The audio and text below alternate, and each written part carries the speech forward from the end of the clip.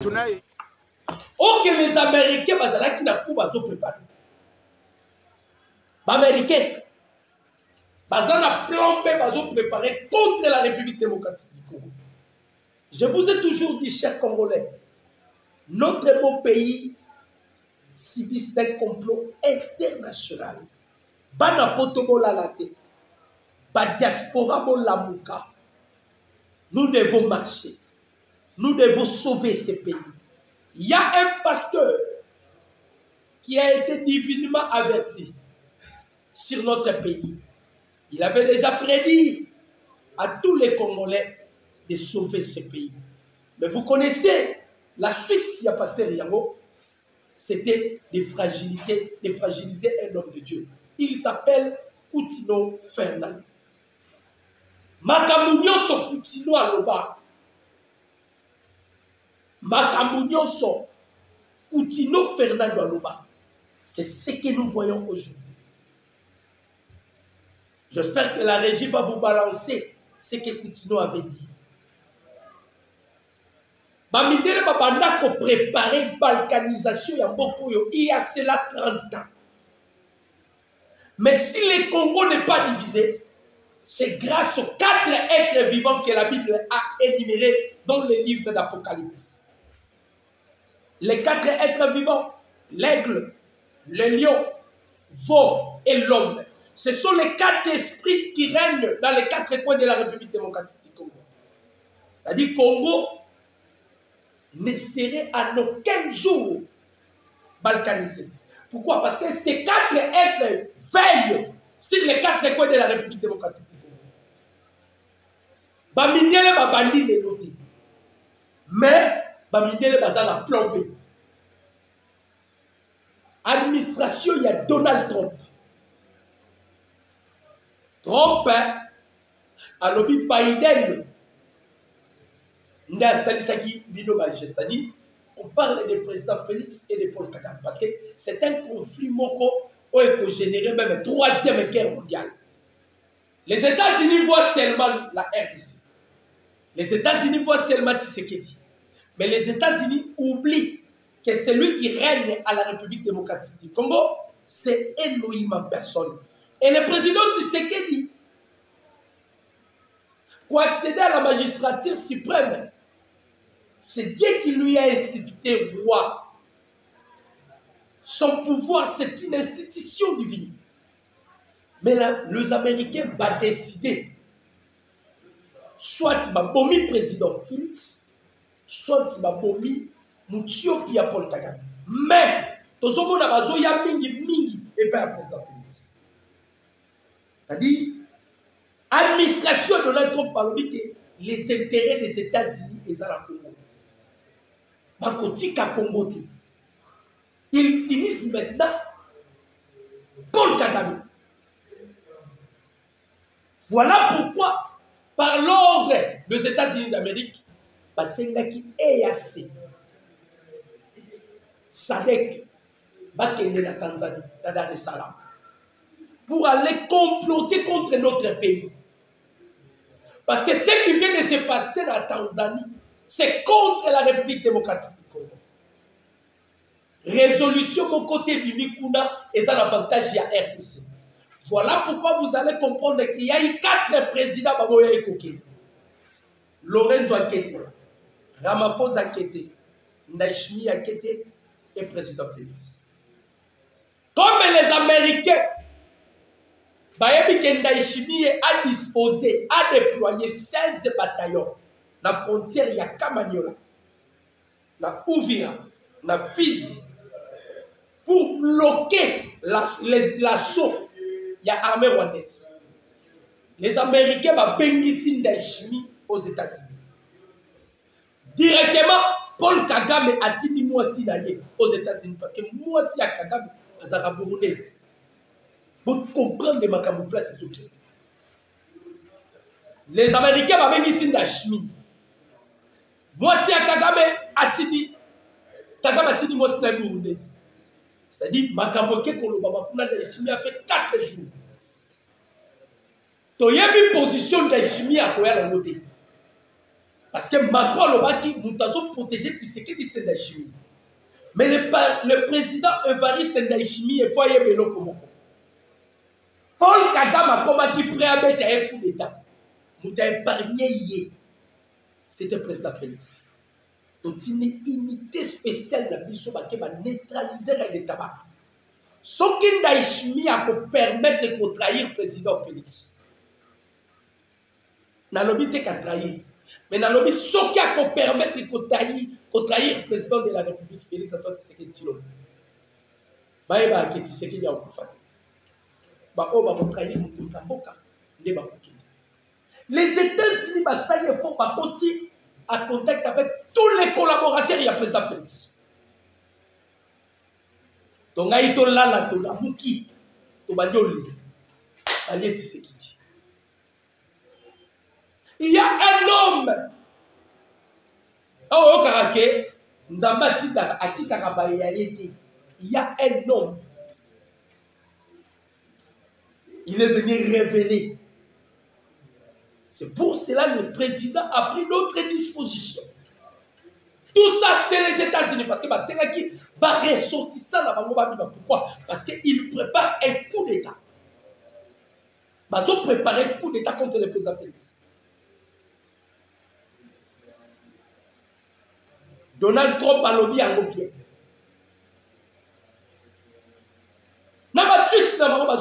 Ils sont prêts à éliminer ces deux pays, ces deux présidents. Paul Kagame et le président Félix. C'est les termes qu'ils ont utilisés. Or,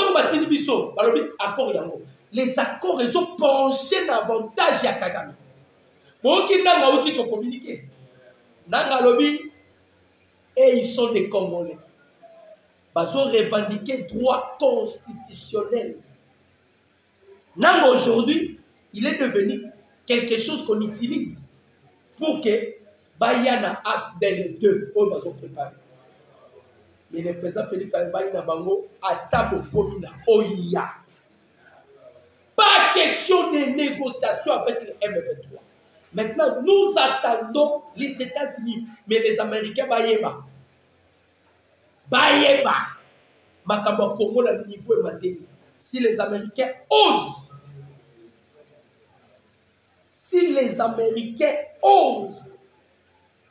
ça serait la chute des États-Unis d'Amérique.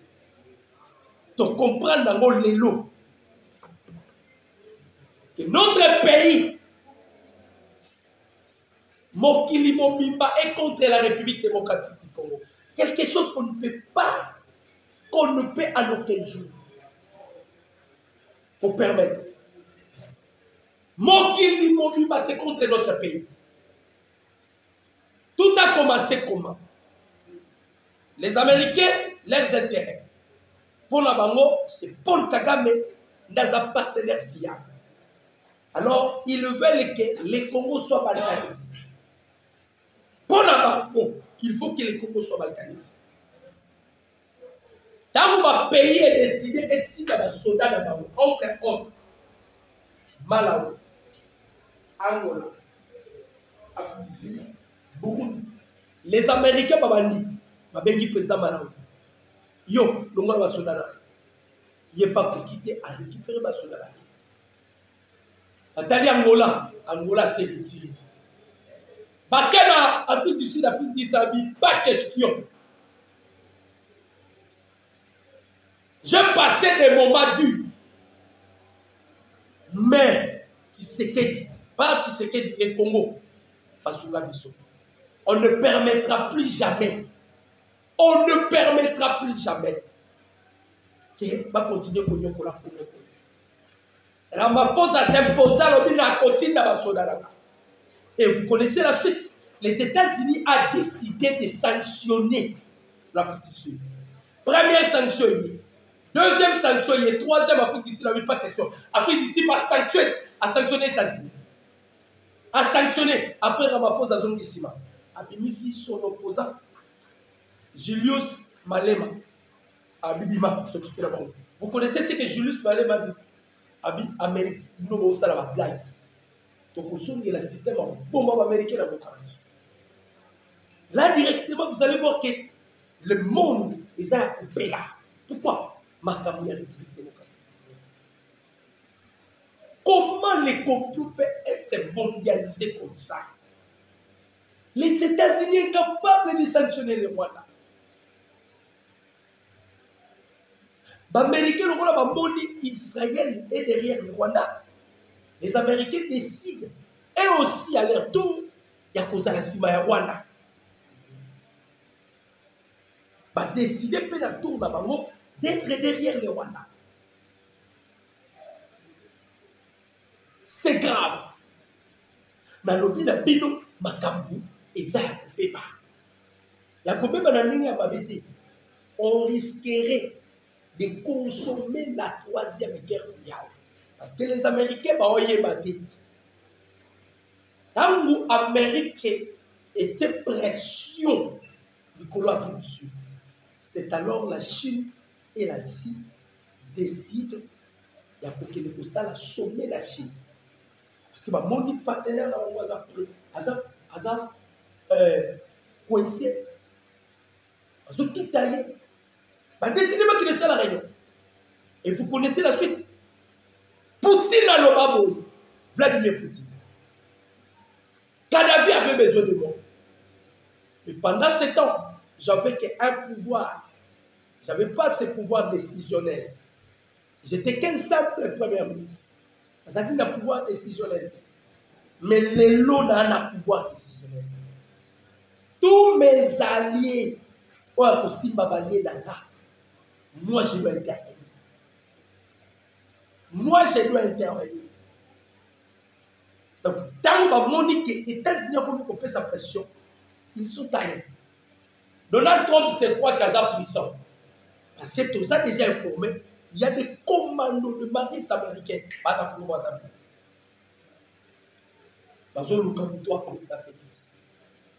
Ça serait le contraire. C'est Donald Trump qui va mourir.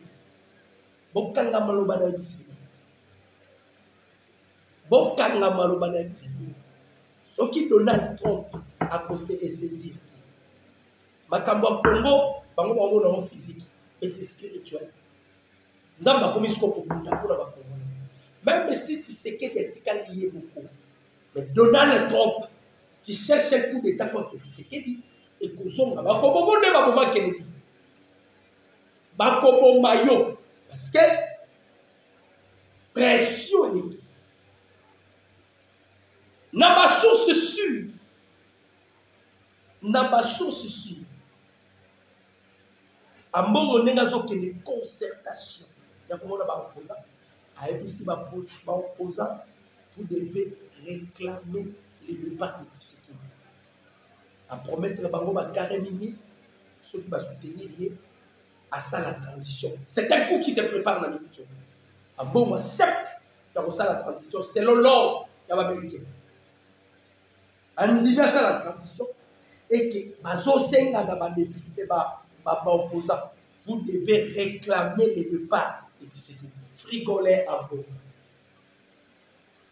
Pour la banque, comment ils ont balkanisé? Il s'en fout des chrétiens catholiques au Mapusi na Goma.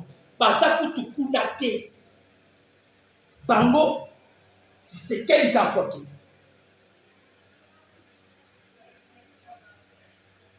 On se pose la question.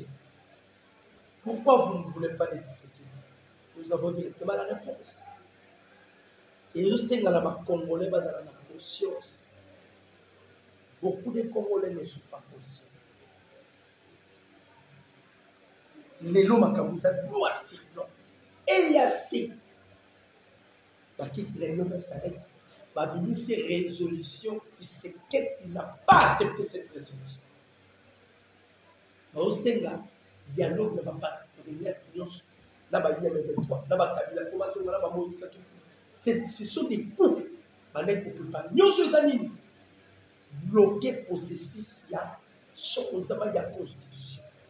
Nous sommes dans l'Assemblée nationale. Oh, le troisième mois, Amata qui a sauté. Kabase. Amata qui a sauté. A sauté. Touche. Ma soupe doit s'émisser touche. Voilà un peu, Badeko, la situation que nous avons. Mais ce qui est dit la prophétie, la Bible dit dans le livre de Daniel, même dans Ézéchiel, quand les rois du Nord vont se réveiller, les rois du Nord frappera la grande nation. Les rois du Nord, c'est la Russie. La grande nation, c'est les États-Unis, la France, le Royaume-Uni, la Grande-Bretagne. Ce sont des grandes nations. Mais la Bible a dit que quand les rois du Nord vont se réveiller, il frappera la grande nation. Il frappera la grande nation. Voilà Yayam. Ce qui est les sous-sous, un prophète majeur que vous connaissez bien, William Marius Branham. Branham il avait déjà prédit sur les déclins des États-Unis. Mais un jour, Branham, a fait un voyage. A fait en Afrique du Sud, à Saliscan, la Congo. Branham avait dit, c'est dans ces pays qu'il naîtra l'épouse. C'est dans ce pays qu'il naîtra l'épouse. C'est-à-dire, tout ce que vous voyez là, tout ce qui est accomplissement, il y a écriture. Tout ce qui est Esaïe 18, un pays coupé par des fleuves, au-delà du fleuve de l'Éthiopie. Dieu descendra. À Kovana, na peuple wana. Peuple wana les a vigourés. Ce sont des peuples qui donnent des offrandes. Donc, c'est purement prophétique. Bien que les Américains aient décidé la minute, les Américains vont décider la minute. Soit Kagame, soit président Félix. Pourquoi? Parce que les intérêts des États-Unis sont menacés. Maintenant, les intérêts des États-Unis sont menacés par minerai en beau cannabis au Congo. Et comment va mener ba minerai en beau cannabis au Congo? Et comment il y a Américains d'Engeni? Parce que les Américains disent que les intérêts des États-Unis sont menacés. Bandeko, ils vont minimiser les effets. Ils vont minimiser ma campagne. Mais tout ce qui est dans la troisième guerre mondiale. Dans le but de parce que la Chine et la Russie vont moniquer les États-Unis en menacé Afrique du Sud. Ils ont décidé, la Chine et la Russie, vont décider que l'Afrique du Sud va s'en sortir. Mais il y a un seul président, Oyo, a dénoncé aucun président africain. Président Tchad. Alors, ce que nous vivons, ce que nous voyons en République démocratique du Congo, ils ont des points de vue. Donc, on permet qu'il y ait un côté. Tchad, tu sais qu'il y a des Tchad dans le bas de la soldat.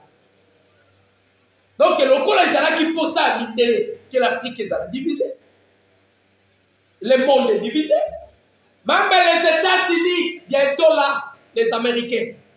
Zamba Tupaki va en Californie, dans Los Angeles. Vous savez combien les Américains vont perdre? Plus de 600 et quelques milliards. Les Américains vont comprendre que ce n'était pas parce que cette dame-là, il avait parlé du non. Alors, il a dit, non, c'est pas ça. C'est parce que les Américains ont touché le peuple qui sont les peuples congolais. Ils sont un problème dans le Cameroun. La générosité et l'hospitalité, la mission de Yamba Kabila. Toyamba, tous les étrangers, même Kabassé, sont des étrangers. Toyamba. Mais pourquoi ils veulent maintenant se comploter contre la RDC. Ils jouer 4 années. Que les Congo soient balkanisés. Le colon américain m'a dit que ce qui est à bon cœur avec le président burundais, Évariste Ndayishimiye. Ma peine Ndayishimiye aux États-Unis, c'est bien déjà. Ce qui m'a dit Ndayishimiye a changé.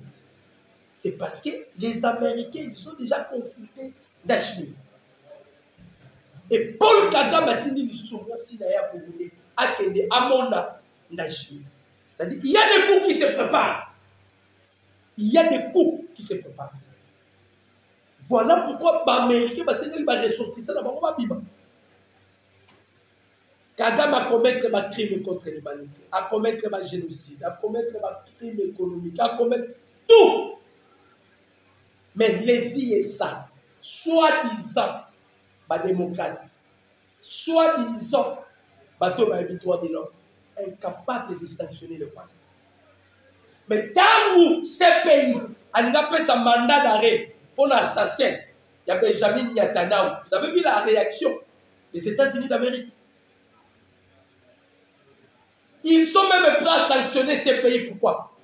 Pour la Bango, les Israéliens, comme ils considèrent Rwanda comme Israélien, ils ont considéré Rwanda Israélien par rapport à l'écriture.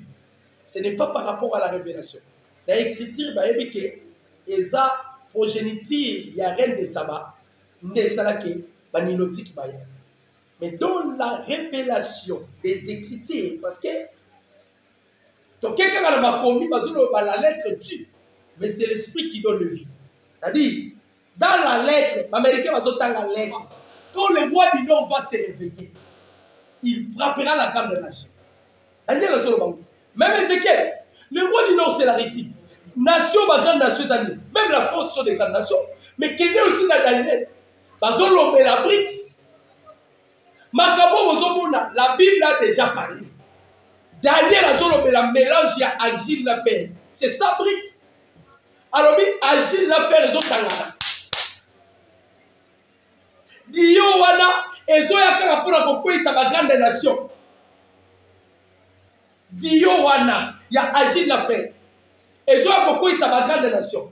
Bien que vous allez éternellement. C'est-à-dire, Tozoki me la massacoli, la prophétie. Et je vous garantis que l'accomplissement de la prophétie est Zawan. Notre beau pays, la République démocratique du Congo, qui est l'objet d'un complot international aujourd'hui. Là, je vous dis la vérité. Totikali Bissomoko, Kakana peuple congolais, Nanzam. Je demanderai à tous les Congolais, Totelema Banapoto, Totelema. Quand vous voyez Union européenne, Marie Le Pen, il commence à défendre la RDC. Européens, vous êtes des recelés. Vous êtes des recelés. Ok, pas ya Thierry. Alors, vous êtes des recelés. Comment vous pouvez signer des accords pour dire que Rwanda n'a pas ses minéraux? Maintenant, Rwanda, on doit miner Rwanda par quelle magie? Il doit créer la guerre. Vous créez des iPhones. Elon Musk, les lois a commis numéro 1 en beau. Na makila ya ba Congolais. Nzambe mukona kubeta mukilio. Kaka na makila ya ba Congolais. Je vis image moko batindelinga. Image batindelinga. Sola dans l'action image wana. On va donner la vie dans mon conscience. Parce qu'il y a beaucoup de Congolais dans la conscience. Ma petite maman, mon massas, Anna, mon bébé, moi, mon 6 mois, 7 mois encore. Non, 7 mois, 4 mois, 5 mois. Ma petite maman, massas, ya quoi, na mon bébé, na mon Congo. Maman, mon côté, ma côté, na boka. Ma wane, ma zobo, ma Congolais. C'est qu'on a compris, c'est la extermination de ma Baltou. Pourquoi? Na G20, selon le salaire que Poutine a dit, les Américains m'ont dit balobi, ils ont peur de la situation démographique des Africains. Pourquoi? L'Europe a eu à coloniser les Africains parce que l'Europe, à l'époque, a eu la situation démographique le plus élevée. Il faut comprendre que l'Afrique a eu une situation démographique l'écolo. À l'île où va l'Afrique, l'Afrique peut coloniser aussi l'Europe. Comme ils ont peur, nous devons créer quelque chose pour exterminer les Africains.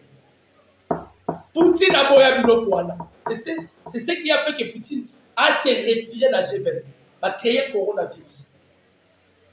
Coronavirus, c'est quoi pour moi?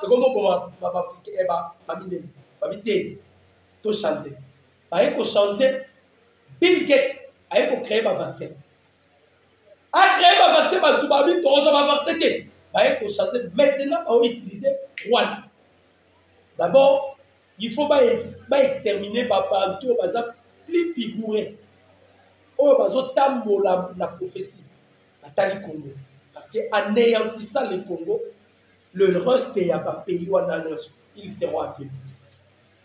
Donc mon aki Ramaphosa alobi pas question na chimia alobi na yebi kaka beso asilisi kuna boya penda tozo senga na chimia awa américain ba bénisi ce qui au changer langage ça serait ta mort parce que tu sais qu'il a beaucoup faté tu sais qu'il a beaucoup faté ba congolais vous avez béni dans le monde surtout moi où il a fait bobo de la vie pour la mission donc passer un moment dur ce n'est pas facile c'est très très difficile la diaspora bobo de la pour la beaucoup bino moko ba congolais bozawa ba pasteur totalement nous devons prier pour notre nation ce pays qui est l'objet d'un complot international à cause il y a les 3T le minerai le plus utilisé en matière électronique tungstène tantal et éthane minerai na biso et comme il ça la kebab na biso a bongo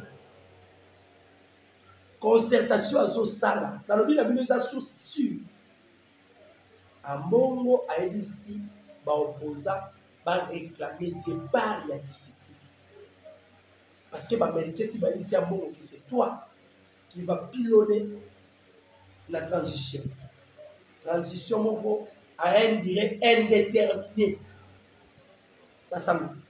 à un durée indéterminée tout en notant que l'Église catholique c'est parmi les institutions qui ont dirigé ce pays. Pour ça la transition à un durée indéterminée et par là à repérer ça va donc c'est un coup qui se prépare. Mon numéro c'est plus 243 89 63 95 965. Mon numéro c'est plus 243 89 63 95 965. Que Dieu bénisse notre pays. Que Dieu bénisse le commandant suprême de la force armée de la République démocratique du Congo. Que Dieu bénisse le peuple congolais. Que Dieu bénisse notre armée de Ouazalino et de FARDC. Je dis et je vous remercie. Ciao.